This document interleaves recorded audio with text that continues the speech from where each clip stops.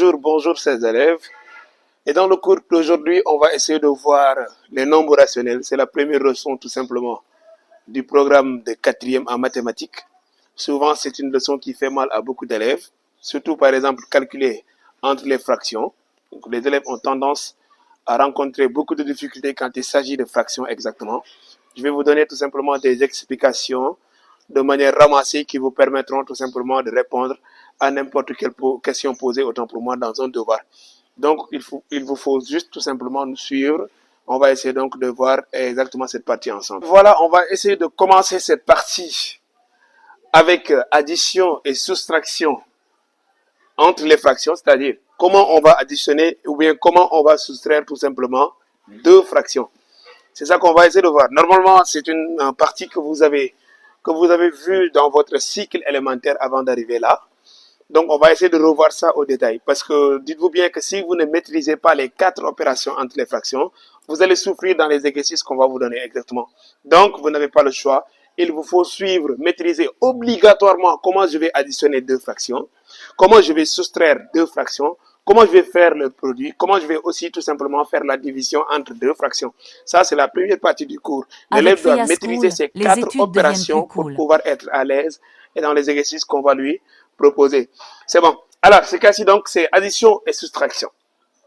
J'ai scindé cette partie en deux groupes, en deux parties autant pour moi.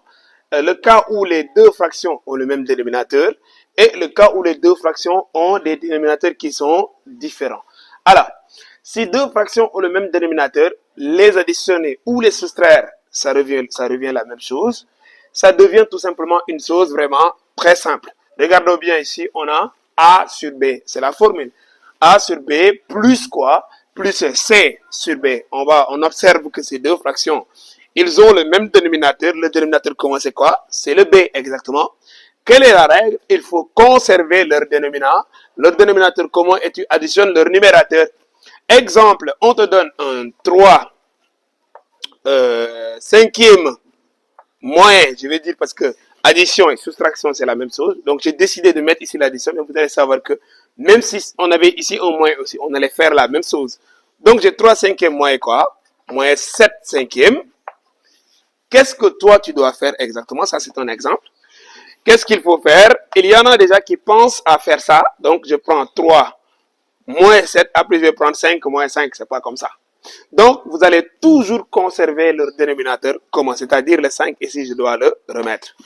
Et puis, je vais additionner ou soustraire leur numérateur. Ce qui veut dire que là, je vais mettre 3 moins 7. 3 moins 7, ça donne combien tout simplement? 3 moins 7, ça donne moins 4. Et là, sur 5. Vous avez vu? Donc, on va observer. On a observé quoi exactement ensemble?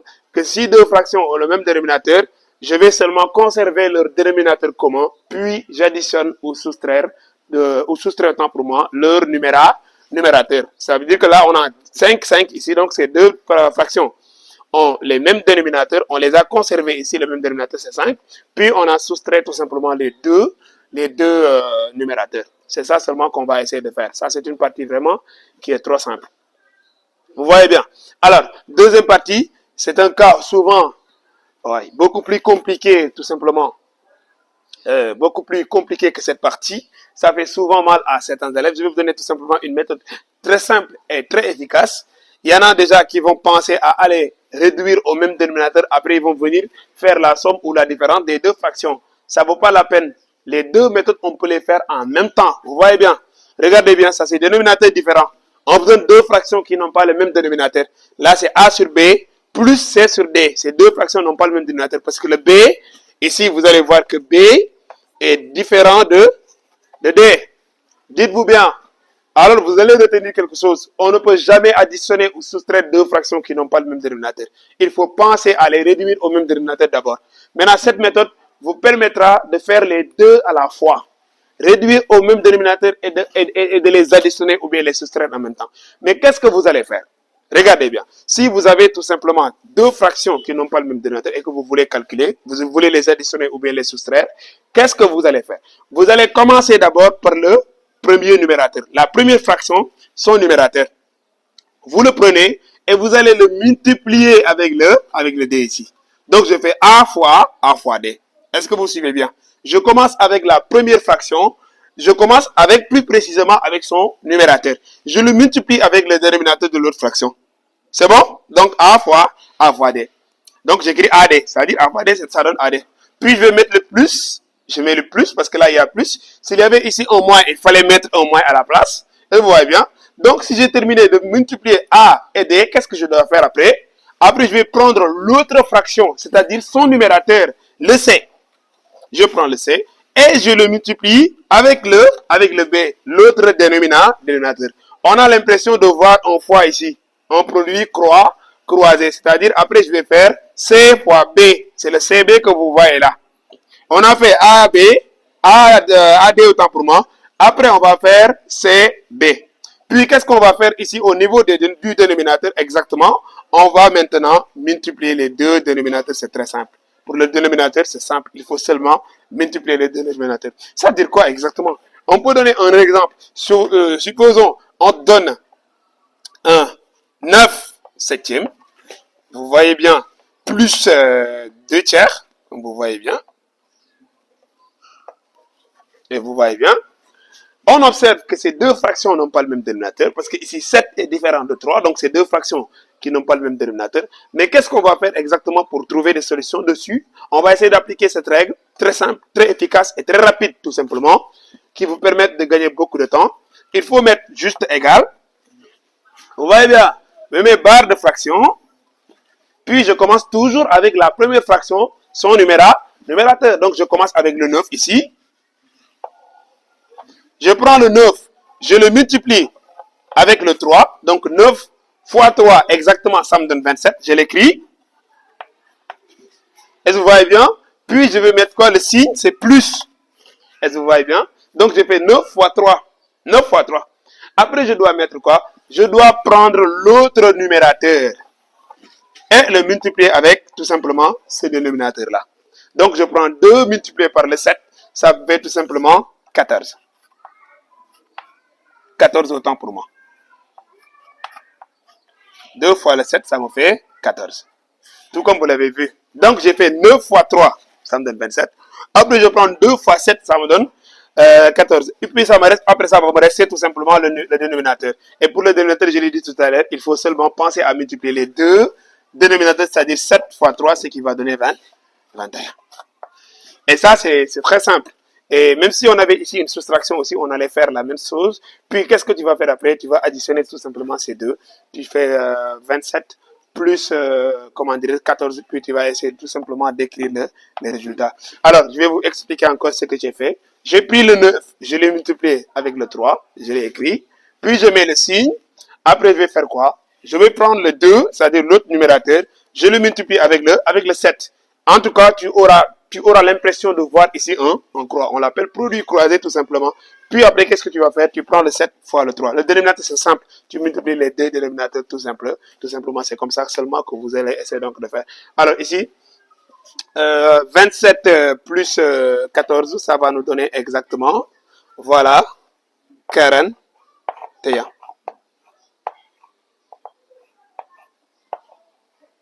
Et là, on va avoir 41 sur 21. Vous voyez bien, 41 sur 21. Après, vous allez voir, est-ce que la fraction est simplifiable, oui ou non? Parce qu'on interdit à ce que l'élève laisse les choses de cette façon. Tout comme vous l'avez vu, donc c'est comme ça qu'on va le faire. Vous pouvez aussi trouver ce cas dans vos exercices, après avoir tout simplement fait vos calculs. Vous pouvez vous tomber dans ce genre de cas. Et ici, il y a addition et soustraction entre trois fractions. Il y en a tout simplement qui vont faire ça. Ils vont d'abord additionner les deux fractions, puis ils vont prendre le résultat et tout simplement faire la soustraction entre ce résultat et cette fraction que vous êtes en train de voir. Et dites-vous bien que vous allez perdre beaucoup de temps et parfois même vous risquez tout simplement de faire des erreurs. On peut additionner ces trois fractions tout simplement en même temps. Vous allez me suivre, je vais vous expliquer comment vous allez faire tout simplement pour tout simplement trouver une solution concernant ce cas-ci.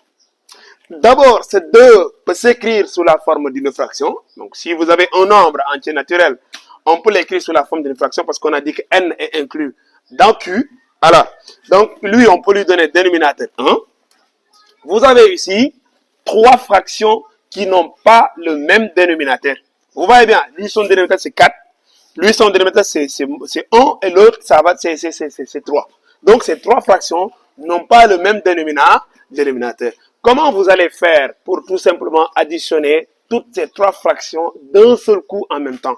On va essayer tout simplement d'appliquer la méthode qu'on a expliquée tout à l'heure. Donc, je mets toujours barre de fraction.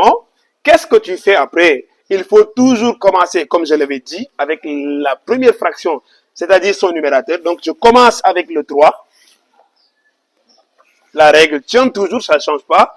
Puis, je vais le multiplier avec les deux autres dénominateurs qui restent. Lui, son dénominateur est épargné. Alors, je prends le 3, je le multiplie avec le 1 et je le multiplie aussi avec le 3.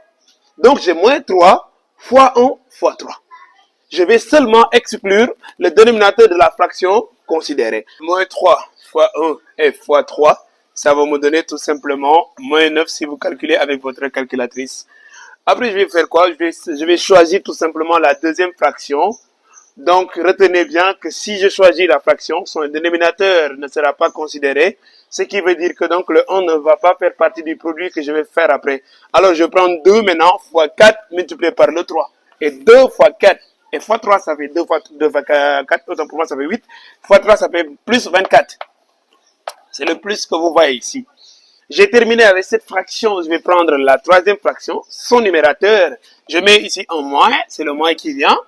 Et vous voyez bien, donc, si je mets le moins maintenant, attention, donc, comme je l'avais dit tout à l'heure, ce dénominateur 3 sera exclu. Donc, je dois faire 2 fois 1 et fois tout simplement 4, ce qui va me donner 8. Et concernant le dénominateur, ça tient, la règle tient toujours, donc on doit multiplier les dénominateurs entre eux, ce qui veut dire que je dois faire 4 fois 1 et fois 3. 4 fois 1 fois 3, ça va me donner tout simplement 12, comme vous le voyez. Et si vous calculez avec votre machine calculatrice, vous aurez exactement moins 9 plus 24 et moins 8. Déjà, moins 9 plus moins 8, autant pour moi, est égal à moins 17. Et 24.17, ça va vous donner tout simplement 7. Et vous aurez tout simplement 7 sur 12. C'est ça tout simplement le résultat final. Donc, il est possible de calculer, ou même, en tout cas, s'il y a des plus et des moins, de faire le calcul en même temps. S'il s'agit de 3 fractions, 4 ou 5, même si vous voulez, en même temps, tout simplement, vous allez seulement adopter cette méthode que je vous ai proposée au tableau. Mais attention, si dans la liste, dans la suite de calcul, s'il y avait une multiplication ou bien une division, ça devient impossible. Il faut d'abord penser à faire les multiplications et les divisions d'abord avant tout simplement d'appliquer cette méthode.